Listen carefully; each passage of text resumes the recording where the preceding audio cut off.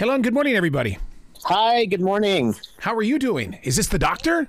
Yes, it is. Man, I'm blessed to just have a great conversation with you without a producer being around. What's going on, guy? How do you have the time to talk to me today? Listen, I made time for you here, and I'm so grateful that you have time for me. Oh, my God. You know what? We all need to hear the stories that you went through, because I'm a daily writer, and there were many countless times that I wrote about doctors and what you guys were going through, but it was an assumption until I got this book. And my God, for you to bare your soul like you have, it shows how much dedication and loyalty and determination was required during this moment of change. Oh my gosh, that means so much coming from you. Thank you so much. How easy was it to write the book? There's no way that it easily flowed out. You know, it took me 2 years. It was a process. I did not write this all at once. I wrote it in chunks. What really helped me was that there was a lot of pictures on my phone. So in the era of smartphones with 2 little kids, we have to remember that my wife and I capture each and every moment. I took a lot of random pictures at the hospital of me, colleagues, what we were going through. Not so much that I had an intent to share it at some point. It was just kind of marking the moment. But I didn't realize how powerful that would be until I went back and used those pictures to kind of set the scene and get back into it. It was cathartic writing these. There were times when I felt uncomfortable writing. I felt like, oh my goodness, did we really go through this? And there was other times when I said, I need to share this. People need to hear this. So it was a process. Yeah, because the further we get away from it, the more we're going to go, what, really? And the thing about it is, though, is that you're open and honest inside these pages in the way. Now, this was the shocker to me, Doctor. Sure. In all the things that were falling apart, there were still race issues. I am just blown away by that. Yeah. You know, racism has always been around. 2020 brought the twin pandemic of racism. The murder of George Floyd in the summer of 2020 was a very tipping point. I live in Atlanta. We had a lot of tension. We had a lot of events in the city, a lot of crime going on, a lot of protesting. But inside hospital walls, you know, reminding ourselves that hospitals are little micro societies of their own, I could easily palpate frustration, tension between colleagues, and also from our patients. I could sense anger. I could sense power, you know, feeling a lack of power, feeling a lack of voice. There was so much that was obvious that probably there was there before, but was very clear to me during this part of the pandemic. And it really woke me up. Personally, first and foremost, I can never say that I know what it feels like to be an African-American patient or an African-American physician walking into a room or being examined by somebody. I don't. However, personally, I have vitiligo, which is a depigmentary skin disorder. So being Indian, I should look brown, but over the years, I've transformed into looking white. And patients will always ask me, well, Desai, that sounds Indian. Why don't you look Indian? And I never get into the details because I never want it to be distracting. But obviously, personally, that can be very distracting. What I'm getting at is that summer, I really realized, well, are people assuming based on my skin tone I should look a certain way and act a certain way because of my ethnicity?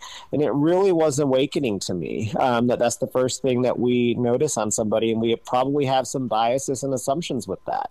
Wow. And how you deal with that on a daily basis, because in reality, you may know a patient's name, but you don't know who the patient is that's right there in front of you. You don't know what their thinking pattern is, and you don't know what their reaction skills are. No, we don't. We certainly don't. So over the years, one of my passions is the patient experience and human experience. And I've learned to be really direct. And I've also learned to be that compassion wins and loving your patients. That's what we have to do. We have to love our patients and have a compassion and a passion to heal. And remembering that at the end of the day, I am here for the patient, and the best joy I'm going to get is if I can give my best of caring and navigating for them in that era when there's so many competing priorities for us. That's going to be my best option. Do you think that the racism in the medical world starts at the front door? And here, I'm going to explain that to you, okay? When I was, because of insurance, you're forced to switch doctors. I went to a new company, and I said, I really want to be with this doctor. And they go, but he's African American. I said, I don't care. I studied him. I want him to be my primary physician. But why did they have to put it out there? I mean, I love this man. I hate that they put it out there. And I wonder if they put it out there because they've had previous experiences with patients not wanting to be seen, perhaps by an African-American physician. Yeah. I have dealt with that with colleagues. I have a Muslim colleague who I talk about in my book who has had overt racism because she wears a hijab, and patients have said, I don't want to be treated by a physician like you. I mean, it's atrocious. Wow. When I talk about it, it's atrocious. So do I think it starts at the front door? Absolutely. I think it's inherent, and we have to keep fighting that. We have to advocate for each other and our patients. You know, we have to really have a two-way system of trust. And if we don't have trust, we don't have a relationship to heal. I wish I could have been a fly on the wall when your son was brought into the world during the lockdown, because I would love to have heard those conversations, because those seeds are going to be with your son forever. They're going to come up at a time in his life where he's going to go, I don't know where that thought come from. Well, you know what? It came from your dad, and it was planted there a long time ago. Certainly. It was a different world when he was born. 2 weeks before, basically the 2 weeks before the country shut down is when he was born, and it was a very pivotal time. Wow. Now, with a book like this, I mean, we can only imagine what it was like not to have the protective gear. The hospitals that were running around in circles. I mean, there was so much going on. People were dying. I'm going to use that word dying. I usually use transition, but we didn't know what was going on. But yet you had to be the superhero. You were Superman and Wonder Woman at the same time.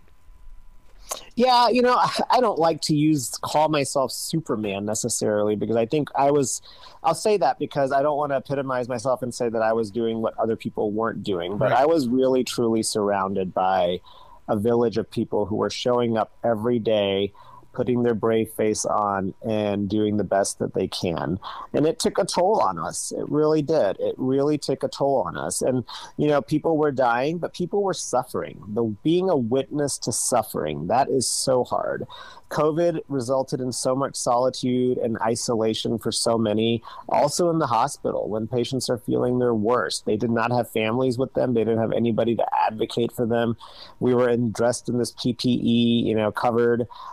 It was very depersonalizing, the whole experience. And it was something that I hope we never have to go through to that degree again in our lifetimes. We all know there's risk of that, but it was a challenge. And, for healthcare workers like myself, my mental health took a toll too. I am a human being, I think, and that's one of the reasons I wrote this book, is I want everybody to know that healthcare workers are human beings too, and it's okay to be vulnerable.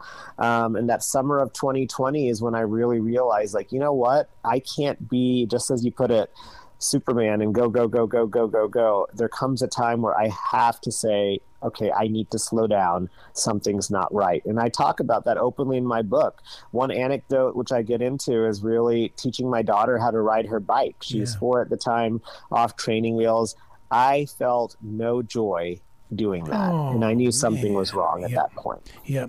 I got to be honest with you, Doctor, that because you guys were so dedicated and loyal to the community, I was locked in a house, and I kept telling my wife, I've got to do something because all my movie promotions are over. I can't go out and do the DJ service. I said, I've got to be with people, because if they're going to be with people, and she goes, well, you're not going to be a doctor. And I said, I know I'm not going to be a doctor. So I took on a job at a grocery store. And so, and the thing is, though, I got to see you guys because the hospital's just right down the road. And especially when it came to coming in for dry ice. We need dry ice for the medication. It was just to experience it. And every time I said thank you to you guys, it was more like, thank you, but I got to get to my job. And because you could read the body language but I always wanted to be there for you guys.